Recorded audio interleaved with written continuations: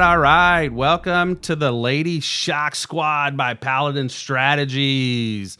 I'm Chad, and that's Brad. Don't forget that the B comes before C in the alphabet, so typically it's Brad and Chad, so we'll have to go with that. But this is the first episode, Brad, of the Lady Shock Squad. It's an exciting day. This is something that we're putting together, and this is the very first episode. Yep. What do you think about our guest that we have on today? She's impressive in a ton of different ways. I mean, there's the athletic achievements. There's who she is as a person. Following her on social media is a lot of fun. She puts out funny stuff. Those crossover sports things that she puts out is hilarious. Oh, yeah. Watching that huge basketball player try to play shortstop the other day was hilarious.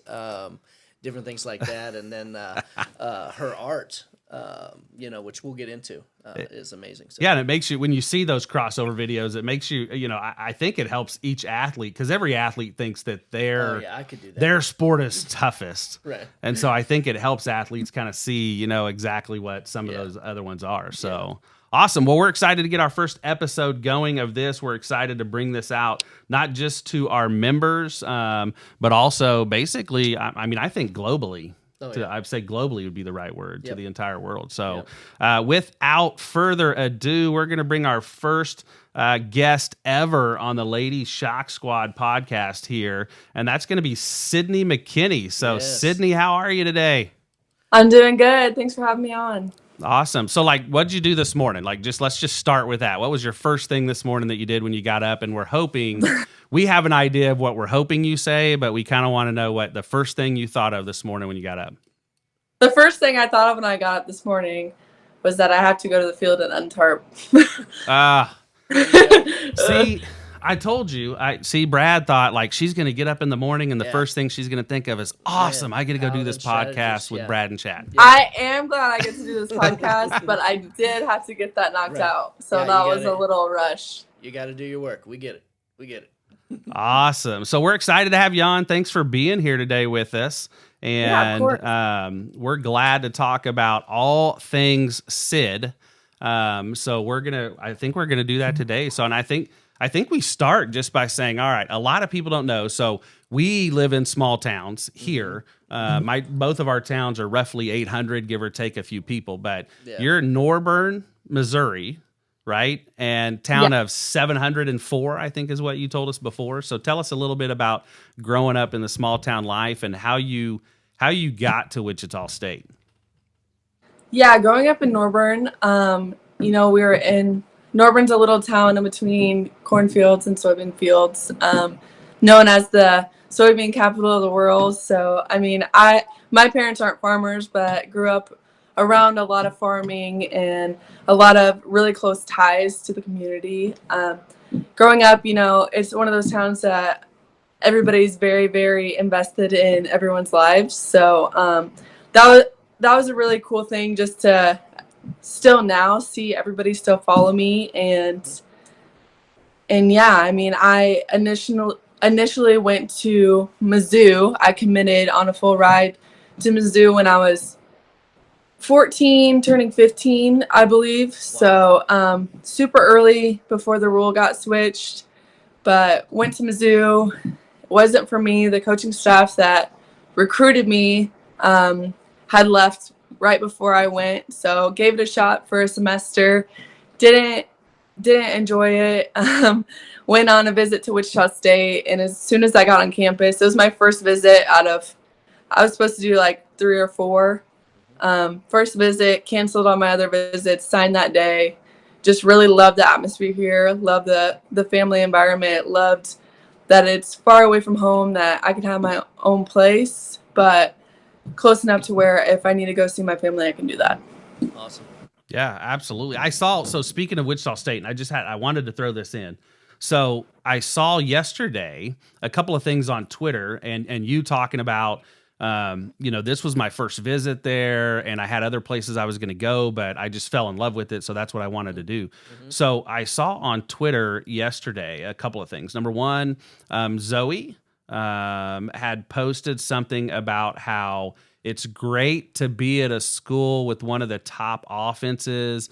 And I don't remember the exact post, but essentially like, the last 3 years have been rough, and now I'm here at this amazing institution with an offense. So I think that speaks a lot about the Shockers program overall offensively. And then I saw there was a commitment yesterday, or within the last couple of days as well, that there was a high school, and I can't remember her name off the top of my head, but a commitment. Yeah, that could have been it. A commitment to Wichita State that was super excited about coming. So talk a little bit just about, you mentioned you going there and the family environment and this and that, but what have you seen when you've got, transfers like Zoe, or new high school students committing? What have you seen from them in terms of how they feel about that family environment? Yeah, I think historically, Wichita State has been a place that transfers come when maybe they don't get the shot that Coach B thinks that they deserve, that they think they deserve. Coming in, I don't talk about it a lot, but I was really close when I was transferring just to say that I'm done with softball because I was in a really bad place. I know Zoe kind of felt the same way, but this is a place to where, you can come be a family, and maybe didn't have the greatest experience, but Coach B really takes chances on us, and she sees the potential in us. And I think this program is really good for just building that and, just being the best that you can be. Yeah, awesome. Well, I apologize if you see me look down. My dog keeps on I'm telling giving you, me his toy.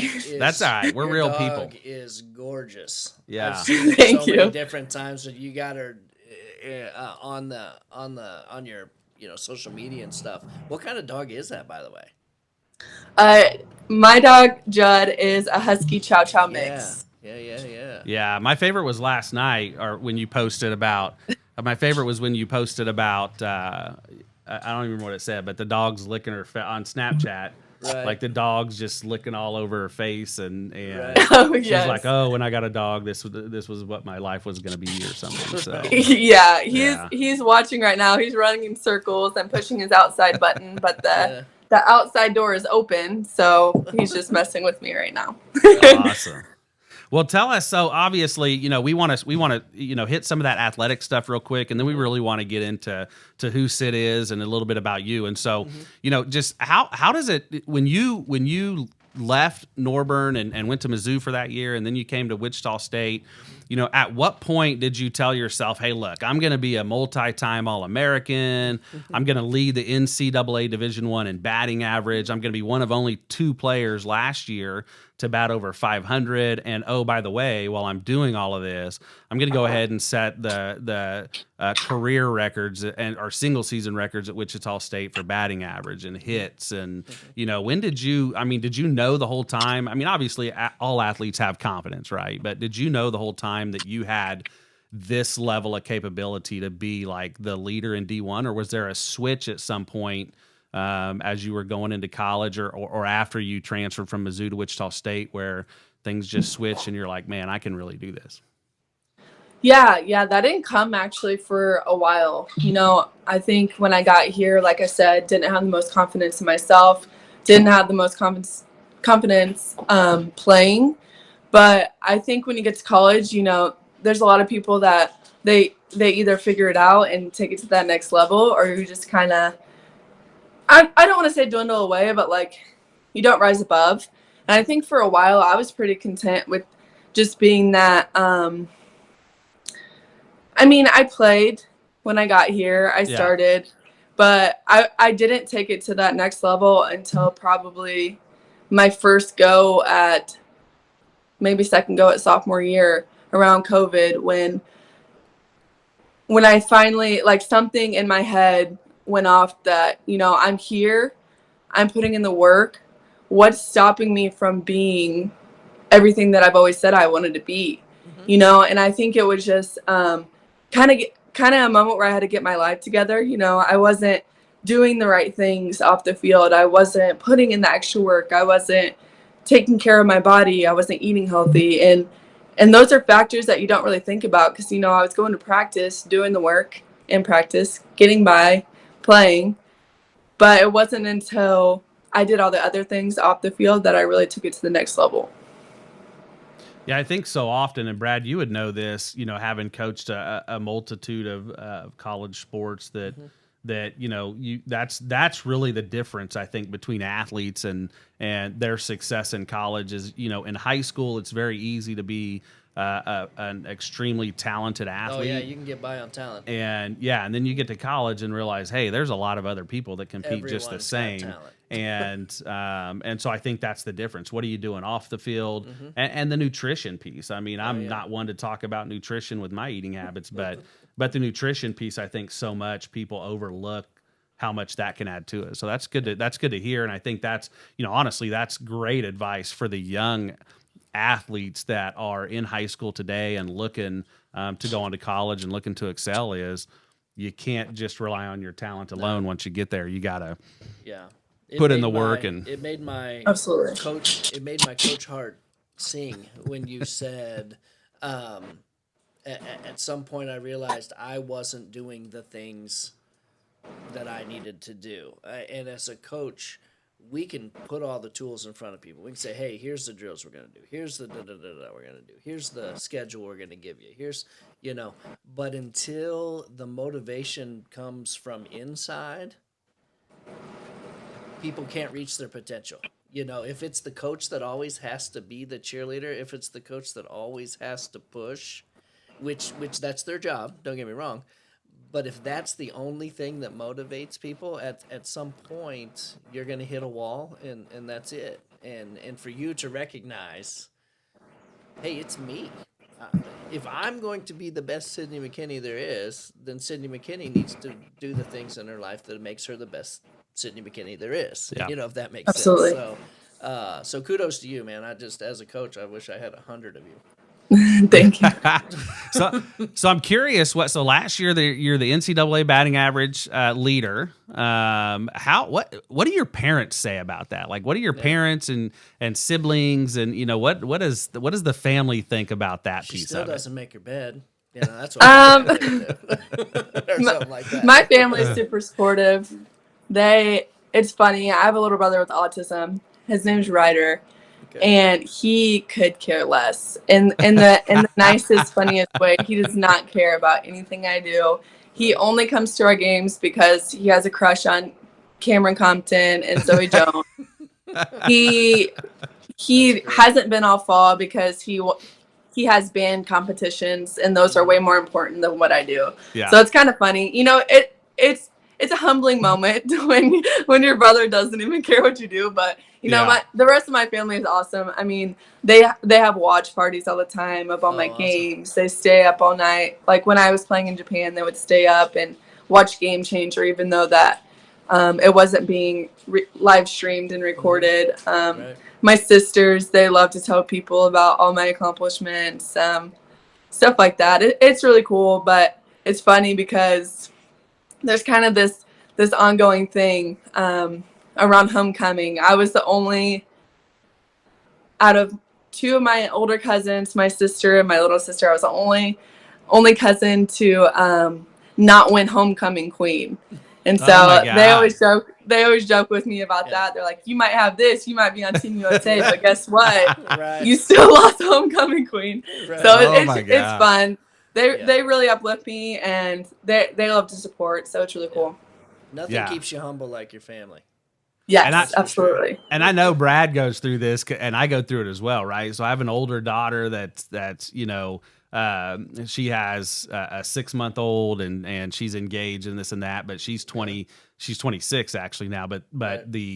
My boys are all, you know, 3 boys after that, and the twins are in college, and Crescen's in the 9th grade, and man, let me tell you, the smack, like, it doesn't matter what any of them do. Right. If one of them does something, the other 2 are like, oh, yeah, you did that, but guess what? You didn't do this. Yeah. Absolutely. Yeah, you weren't the homecoming king. Yeah, like, you might hey. lead the NCAA in hitting, but... Yeah. I have, Yeah. I have this tiara that you don't have. Exactly. I've heard that many times. So what I really like about this story about Ryder, what I think is really cool about that is it like, so it brings you back down and grounds you, right? Like, hey, I'm the NCAA batting average leader. I'm on a great softball team. Team USA. This is I played at Team USA. Yeah. This is amazing. And like, he doesn't care about none of that. And in the end, like, those are all great things, but what you realize is that, yeah, that's cool, and this is amazing accomplishment, man, but there's so many more important things to life. Like, not that these things aren't important, right. but, you know, that's the thing that I love about that story is he's like, yeah, whatever, like, I just want to build relationships and have fun and smile. Yeah, he's a cool guy. And flirt with Syd's teammates. Yeah. Sounds like. Takes pictures with them. Yeah. Won't take pictures with me. It's fine. Right. That's fine. No, I know you. You live in the same house. I don't need a picture. I don't need a picture. You're hanging on the wall. I don't need any more of those. Right. Yes. That's funny. and I'm betting money. I mean, I don't even got to bet money, but I'm betting anytime he does show up. How old is Ryder? 14. Mm-hmm. So I'm betting anytime he does show up, all the girls are like, "Oh, Ryder, you're here. What's up?" And just embrace the crap out of him. Yep. Absolutely. That's awesome. With his Nintendo Switch under his blanket, not watching the game. There you go. That's funny. Oh, there's a game. This is fun. I'm going to keep playing Nintendo. Right. Yeah. That's Don't care. Hilarious. That's hilarious. Awesome. Well, so what are you looking forward to? Like this, obviously you guys just had a really good fall season. Mm-hmm.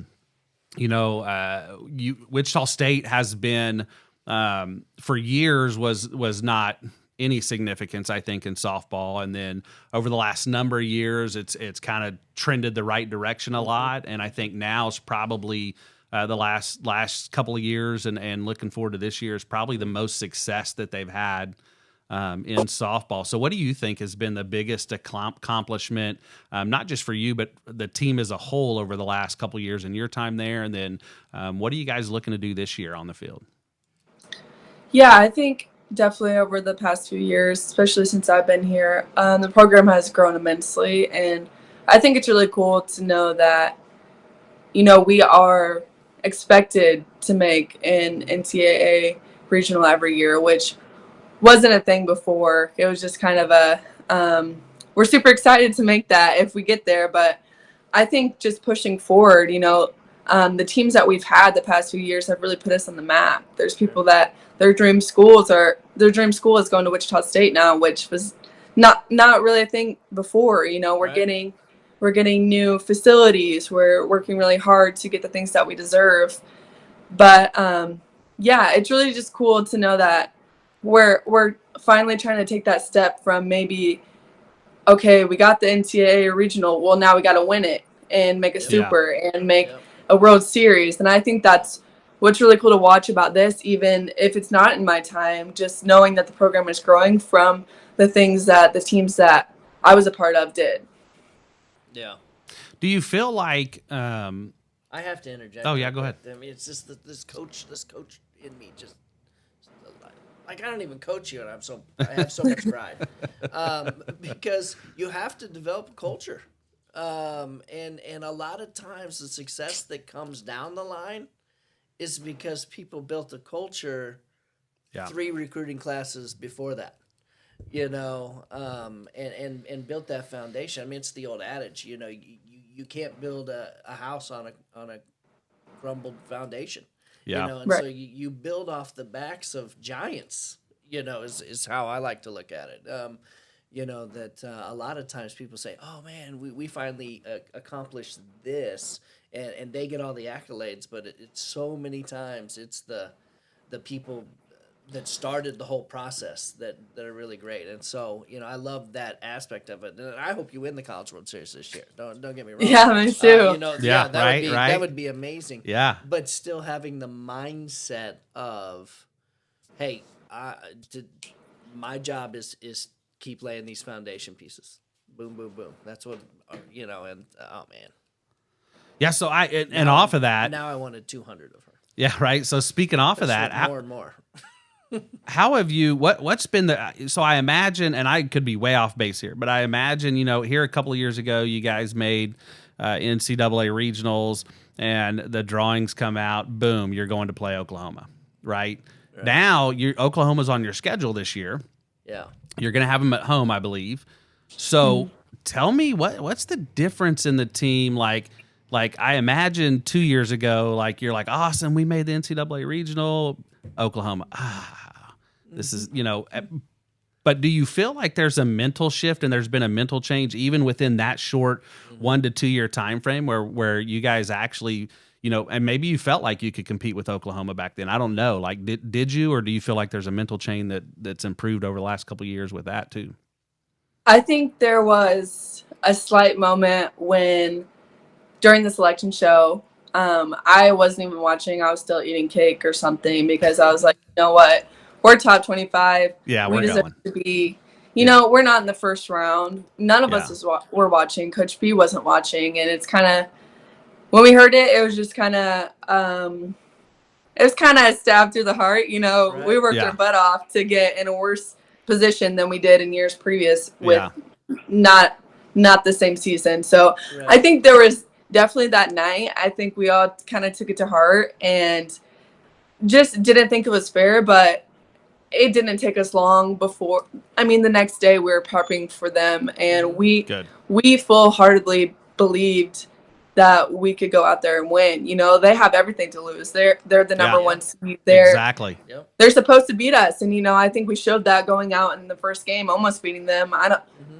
We were up the whole game, and they won at the end. The championship didn't go as we wanted, but we still beat. Was it A&M twice? Yeah, they're a great team, great program. I mean, we're right there, and I don't think we've ever strayed away from the competition of Oklahoma. Good. We want to go for them, and we play them pretty much every year, once or twice, and then if there's a regional, we'll play them again. But definitely something that we've always been the underdogs, but we definitely want to go out and show out and try to beat the champs. Sometimes it's fun being the underdogs, and I've told this story, and Syd's never heard this story, but the Twins, we're a small town team. We don't get to pick and choose players, right? We don't have a big tryout. We don't have a big academy. Like, here's the group of kids that we can get, and they were really successful. And there was a year when they were younger. There was a team that was in the NBC state, which is basically open state, like all levels. It doesn't matter, single A all the way to major, whatever, are all can compete in this. And this team was in state for since we were 8 years old, right? They were in the state finals every year and won it multiple times. And I remember we played them when we were 12, and the kids were like, we knew in the bracket, we're like, we want to play those guys. The kids were like that. Yeah. Like, we want to play them because we want to beat them. And we didn't beat them that year. We played them the next year, and we were close. And then when we were 14, they had been in the state finals from 8 all the way up through 13. And when we were 14, we met them in the semifinals, and we beat them. And those kids, like, it was that mentality that you're talking about, Syd, of like, yeah, there's that initial shock of like, but then you're like, you know what? They're the ones that have something to lose. We're the underdogs. We can compete with them. At the end of the day, the bases are the same. The field is the same. Everything's the same. Let's go compete. Now, what I haven't shared with a lot of people is one of the kids on that team was Avery Johnson, who is the quarterback at Mays that's going to K-State to be the quarterback there. So, is it really? Yeah. And Avery was on that, and he was a great baseball player. And this isn't the Avery Johnson show, bud. He just got the Under Armour. He got some big stuff. He got some stuff to go to the Under Armour football game. Yeah, but Caden. Okay, cool. But Caden, you'll have to ask Caden. So Caden's big thing is I struck out Avery Johnson. He's going to live with that. He's going to live with that forever. I struck out Avery Johnson. So so I mean, you're right. And now he's the bullpen catcher for. Yeah. Loving it. He's loving it. Softball team in Wichita. He's loving it. Wichita State softball team. Yeah. Yeah. That's awesome. Tell us about this experience right here. Japan was awesome. I flew out to LA for a night and then flew straight to Japan the next morning. That was a lot. I think total flight time was like 13, 14 hours. So that was tough, but once I got there, it was amazing. All the people there are super courteous, super nice, super respectful. Just seeing the way that Japan plays the game of softball is really cool because they're so sharp. They don't really make mistakes. They practice all the time. They're the nicest people you'll ever meet. The fans, this one fan, he printed out all of our colleges and laminated signs for us. So there was one that said "Go Say It" with Wichita State on it. Wow. And nice. Our athletic training student from last year that helped out with softball, he actually just moved back to, where was it? Yokohama. So I got to hang out with him. It was really cool to see a friendly face there, get to talk about home, get to talk about our experiences, kind of showed me around his town. Got to meet his fiance. She was really nice, but just an awesome experience. I got to train with the best, train for the best. I got to play with Ali Carta, which she's somebody that I've looked up to throughout my career. She's an Olympian pitcher. I think she's 29, still killing it.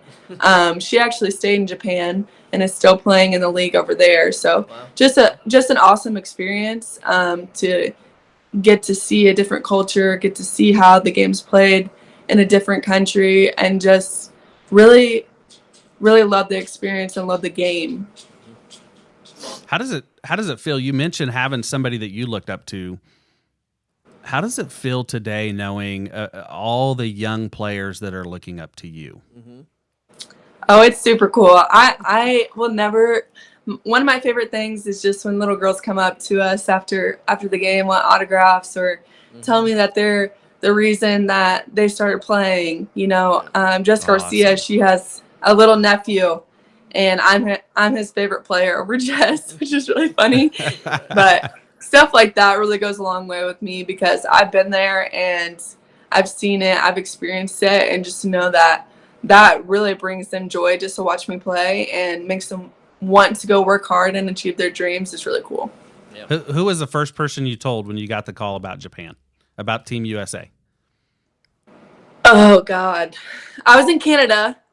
Wow. We had just beat Team USA twice. I think Coach B called me, and she was like, "Are you going to go?" And I was like, "Of course I'm going to go, Coach B." But, what kind of question is that? Right. I called my parents, and then I called all my travel ball coaches. Yeah. And I called Bailey. Yeah. That's amazing. Awesome. That's so cool. Yeah, it is. Let's talk about Syd the person a little bit. So, Brad, and we've talked to you about this before, Syd. Yeah. When we were first creating Paladin Strategies and decided to launch these women's focused NIL things, our programs, and we're talking about this Lady Shock Squad, and obviously your name comes to the top of the list on Shocker athletes right now. But when Brad and I started talking, the first thing that Brad said was he said nothing about your athletic abilities, nothing about your achievement on the athletic side. He calls me one day and he's like, "Dude, yeah, I remember that. You got to check out this Sydney McKinney. Yeah, like her art." Yeah. Is unreal. Like she makes some amazing stuff, right? And you need to check this out. And so, it was kind of cool to see. And so, tell us a little bit about your art, how you got into art, and just kind of how that helps you through life and all of that. Yeah. So, my family is overall pretty creative. My mom does a lot of baking and decorating of cupcakes and cakes. My older sister is a graphic designer. My younger sister, she likes to paint as well. So growing up, I always did okay in art class. I didn't really take too much time doing it. I think it was a little bit before COVID. Me and Bailey had a painting night, and she wanted to watch a YouTube tutorial, and I didn't really know that I could paint anymore. So I did a portrait of Judd and just kind of figured out that I was good at it, and I just kept doing it. This was probably two years ago. Kept doing it, did a lot of dog paintings. It's kind of evolved into abstract paintings, but it's just something I really enjoy to do as a stress reliever, especially after games, practice, workouts, just something that I can do that's completely different. I think our lives, especially for Division I athletes, are so structured, and I love that because I need structure for sure. But it's just something that nobody can control, I get to do whatever I want. I get to use the brightest colors I want. I can do whatever I'm feeling, and it really does help with my mental health. Yep. So you said Bailey wanted to do a painting night. Is Bailey a good painter?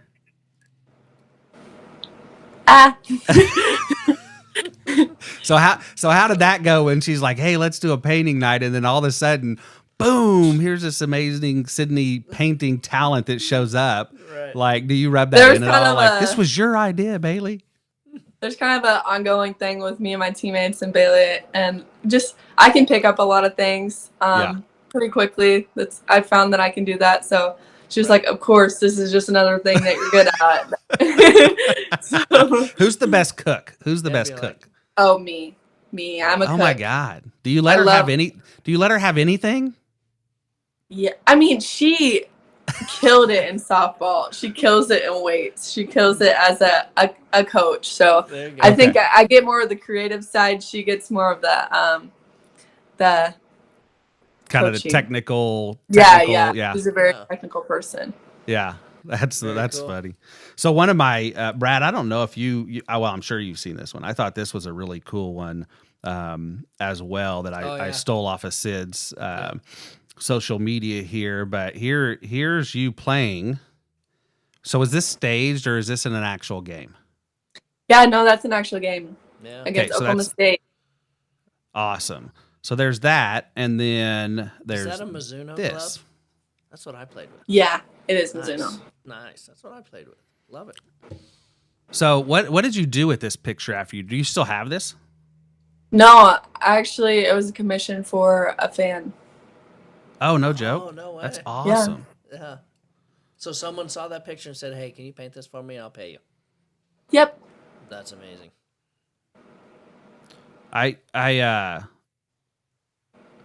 So I saw lost my train of thought, but I saw the other day, I want to go back to, you mentioned that how painting just helps you overall and you just have the freedom and this and that. So great post the other day on mental health.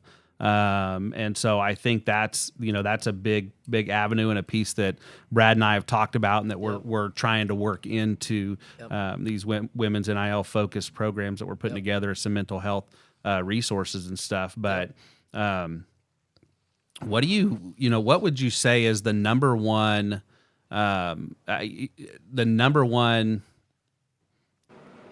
resource or number one thing collegiate athletes or any athlete could do to help with their mental health and the stresses of being an athlete today, period? Yeah, I think the biggest thing is that, we spend all of our day, almost every day, playing our sport, working out for our sport, having meetings, doing school. That's our job, but it's not the only thing that we do. And I think it's hard, especially when you're a young athlete, to consider other things because you think that you have to do so much to get so far. And that's great. I'm all about the hard work, but it does get very heavy if you make it the only thing that you do. So I really just like to advise my younger teammates just to find something that has nothing to do with softball to do every day, whether it's reading or like my painting, because it really does just relieve the stress and takes a little bit of the weight off of our everyday stress. And I know nowadays that I don't know if all campuses have sports psychologists, but a lot of them do.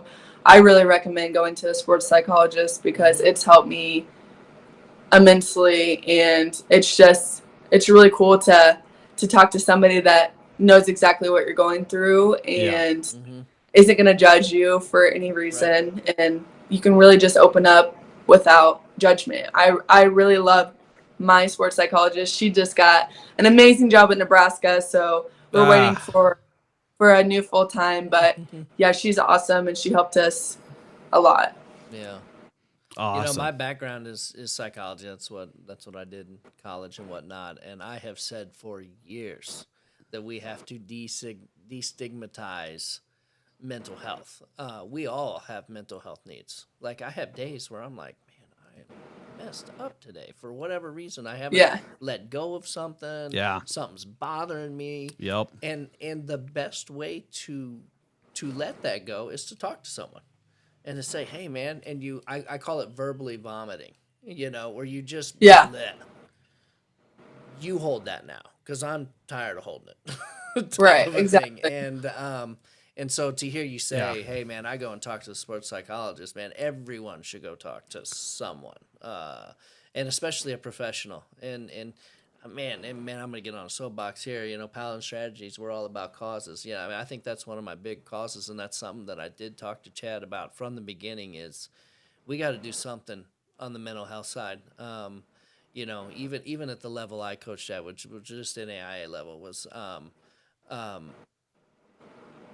the stresses, and it's not even close to what you guys have to do every day and whatnot. But the stress was intense, and I was the de facto sports psychologist as the coach. I was the one that had to talk with everyone, right. And sometimes they didn't want to talk to me because I'm the coach. And sometimes I was the problem. To be honest with you, I was too hard on them or whatever it was. And so, man, I just love hearing that. And if we can destigmatize the fact that, you need to talk to someone. Well, yeah, we all need to talk to someone. Anyway, I think I love the fact that you said the verbal vomit, right? Like just sometimes you just got to get it out. I saw something last night. You always feel better after you vomit. Yeah. It might not be forever, but initially you're like, oh man, I'm not as sick as well. And 5 minutes later, you're like, maybe I can do it again. But sorry. I saw something last night that was talking about relationships, and that's what it said was when your spouse or significant other or your girlfriend, your boyfriend when they come in and they start kind of venting, the best thing that you can do is just understand, like, are we venting today, or are we trying to solve problems? Like, what's the goal here? I mean, if we're just venting, great, I'm here to listen. Let's do that. If we're trying to solve problems, let's talk about it. Let's solve whatever problem you're having and go from there. But definitely a huge piece. I come from the EMS world, and mental health there is crazy. We have significantly higher suicide rates than the general public are. In EMS and public safety overall. So it's a big, huge thing. And I think slowly the stigma is getting away from it, that it's okay to talk to people and do that. But I think having people come out and athletes with your success and following, and other athletes and other just well-known individuals come out, I think is going to just continue to help that. I agree. Help that piece of it. So so tell us a little bit. So we want to finish up here. We got a little bit more time, but number one, like, do you ever say no? Like, I felt like every time we've contacted or we've texted about something, like, hey, we're looking at this. What do you think about this? What do you think about this? Like, I feel like you've never said, no, I don't have time. So do you ever say no, or do you just try and fit everything in and make it happen? I've been working on saying no. I've talked to Bailey about it a lot, I love doing this stuff. I love networking with people. I love saying yes to opportunities, because you never know where that can lead. And so if I have time, I'm going to say yes.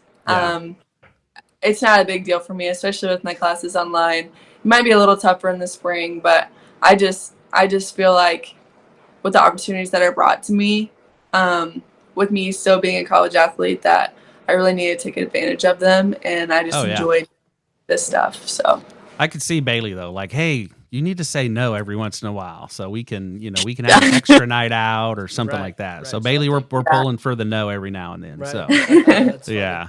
So speaking of that, and just, I mean, tell us a little bit about. So you've had a lot of success in NIL. You're part of Meta's Empower 2.0, which there's only 30 female athletes involved in that. So you've had a lot of success in the name, image, and likeness opportunities that have opened up. But I'm really curious.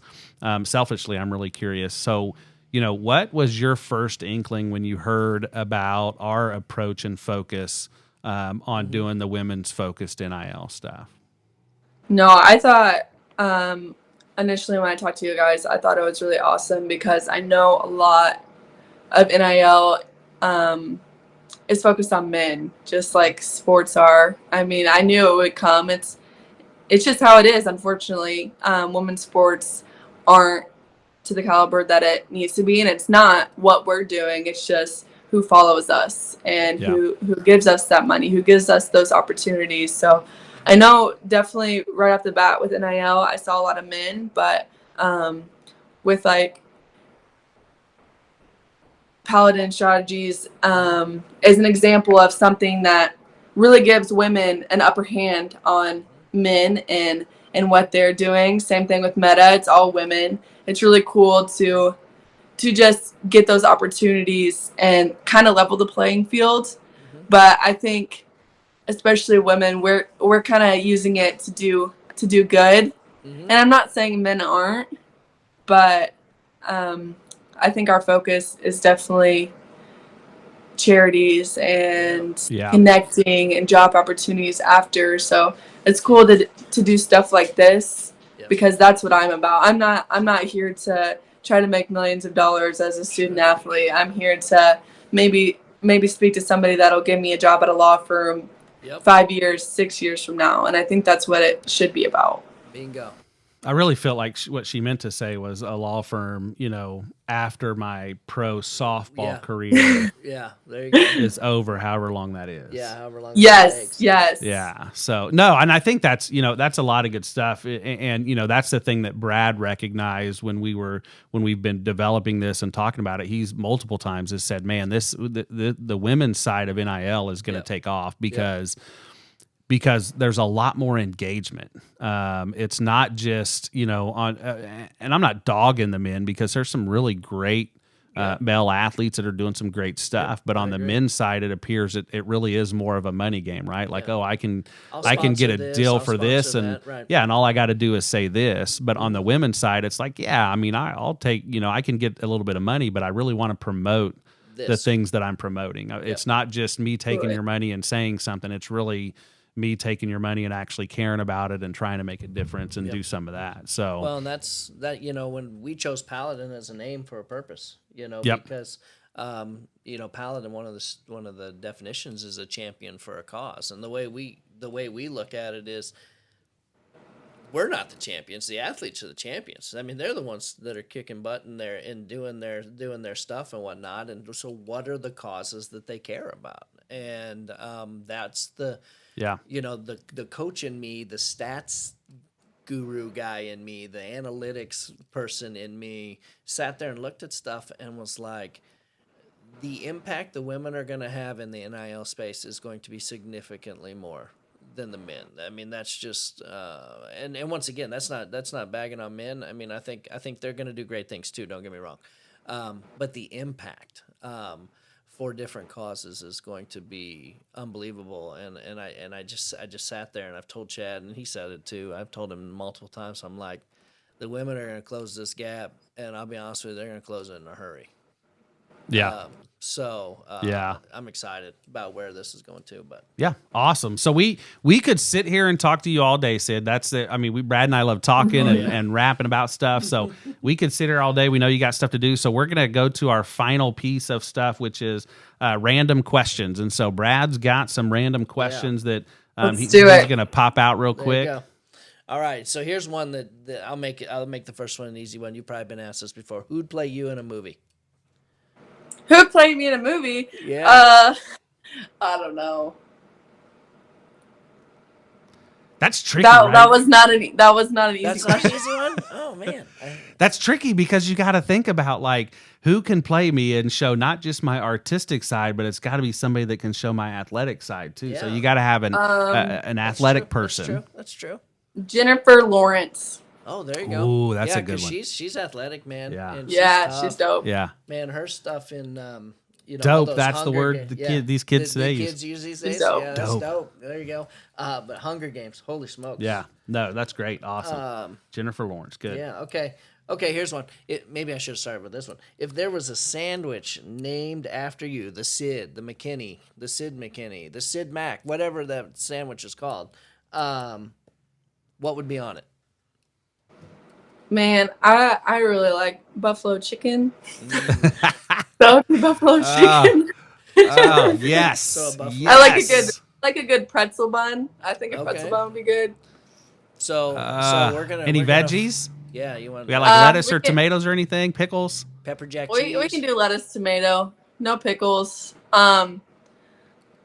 With some ranch. Yeah. Yeah. Oh yeah. We're gonna find a restaurant in Wichita, and we're gonna call it the Syd Mac. What's the name gonna be? A Syd Mac? Isn't that cool? The Syd Mac. Yeah, that fits right in. Yeah. Instead of the Big Mac, maybe we can get a deal with McDonald's. I think we should get it, and we should just promote Enterprises and be like, "Here's the Syd Mac." I think we should just make it. Here. Hey, somebody could go in and order. Like, could I get one of those Ryder's older sister? Yeah, we'll just call it that. It's literally about Ryder. Yes. There you go. That'd be hilarious. Okay, when you think about success, who comes to mind and why? Right off the bat, success in the softball world, I just thought about Kiki Stokes. Mm-hmm. She's somebody that was awesome in Nebraska. Mm-hmm. She is from the KC, Missouri side area, so. Yep. I've known about her growing up. I've gotten to play with her, but she is just a light. Everybody that meets her loves her, and she just got the head coaching job at UMKC, so she got to go back home, which is really awesome. She's just an amazing person to play with, to work around. She just really brings the positivity wherever she goes. Yeah, awesome. All right, so here's the last one. And this goes with our Paladin, our champions for a cause. I think I know the answer to this one. I think I do too, but you have $100,000 and you can donate it anywhere or create a charity of your choice. So you can either donate to an existing charity or, you know what, I like these charities, but if I could do it, I'd tweak it just a little bit. So you have $100,000. Who do you give that to, or what charity do you create? I would give probably $50,000 to Autism Speaks. Okay. And I would give the other $50,000 to something like KC Pet Project. Okay. So where is Autism Speaks located at? I'm not really sure. It's not all over. I mean, so it's kind of all over. Yeah, they're national. Yeah, Autism Speaks and the KC. What does the KC Pet Project do? KC Pet Project is just this huge animal shelter. I know the Chiefs are really involved with them. They'll sponsor pets every now and then, but they really try to take in as many animals that are in need, give them surgery, take care of them, get them foster homes, stuff like that. I think that's really important because all the shelters are always full and they're always trying to do whatever they can to help those animals out. Yeah, awesome. So do you have any last thing? Do you have any shout outs you want to give to anybody? You want to say hi to anybody, parting shots, anything like that? I'm sure my mom will watch this. I'll say hi to my mom. She watches every podcast that I'm on. Hi, Mom. Work, so. Hello, Mom. Hey, Mom. We all love moms. Moms are great. Yes, and they still live in the small town, right? Yep. Yeah, so that's amazing. I want to say hi to my mom. Hey, right? Mom. Hey, Mom. So here's where you guys, if you want to follow Sydney on social media, here's her 3 big ones there. Obviously, I think the massive one is Snapchat. You are amazing on Snapchat. Yeah, I'm a snapper. I didn't even. Well, you can just tell that I'm old. I'm not as dope as I need to be. I don't think. And your clothes aren't drippy. I've learned that. I don't even know what that means. Not droopy. Yeah. Okay. That means like they're cool. Half the time they're droopy because I gotta cover up so much. I'm so out of shape. But yeah, that Snapchat stuff is insane. That's awesome. I love it. I love it. Well, Syd, thanks again for coming on today. We're glad to have you as our first Lady Shock Squad podcast member. We're glad to. It might be all downhill from here. No, we're glad to be working with you on some stuff as we get this Lady Shock Squad up and rolling, and so we're excited about that and some of the things we're going to do there. So we just appreciate you being on here. Make sure and tell Bailey hi for us, and pet the dogs for us, and have a great rest of the day. And I'm sure we'll be talking to you soon again. All right. Yeah, of course. Thanks for having me on. Have a good day, guys. See ya. See ya. See ya. All right, that was Sydney McKinney, world-renowned athlete at Wichita State, and I'm telling you, man, you give me, when I coach basketball, you give me 10, 12 girls that all want to do and be like that. Oh yeah, I'd have won. I'd still be coaching. Yeah. What's the one thing like, and going off of that, and I think I know what your answer is going to be to this, but what is the one thing that she said that stuck with you? If you had to choose one thing that you would tell other people or share with other people, what's the one thing? She took control of her destiny. I mean, she even said that. Yeah. There for a while, she said I wasn't doing things the right way. She had some other personal stuff that she had to work through and whatnot. But waking up one day and saying, you know what? What's that old saying? If it's to be, it's got to come from me, or something like that. And just taking ownership of the things in your life, not being a victim, not saying, well, my coach didn't give me these opportunities, this didn't happen. No, it's me, and I'm gonna go do the things that need to be done. You just flash that thing on there, be good, do good. I mean, that's a whole mindset right there. You know what? I'm gonna be good, but in order to be good, I have to do good. Like, I have to do the right things. And so anyway, that just made my head explode. That was awesome. Oh yeah, absolutely. Yeah. Love no, it. I think just her talent, I that cracks me up that, and Bailey, kudos to you for wanting to do a paint night. That just, it cracks me up that, paint night turned into, hey, I really have some talent here and can do this and escape, and do some of that. So I think that's extremely cool. From that side of it. And growing up in a big family with a lot of kids and all that different stuff, I think it's hilarious that her brother absolutely does not care that she led the nation. Dude, that's awesome. Yeah. Because my kids are the same way. That's so awesome, right? My kids have done some stuff and they'll be like, hey, my second oldest daughter's an ER nurse. Oh yeah. She'll be like, oh man, this is what happened today and I had to do this. And she's telling this great story and we're all like, they don't care. We're all like, yeah, whatever. All right. That's awesome. Great. You know what I did today? I made a grilled cheese sandwich all by myself. That's what right. Do you think about that? That's right. That's awesome.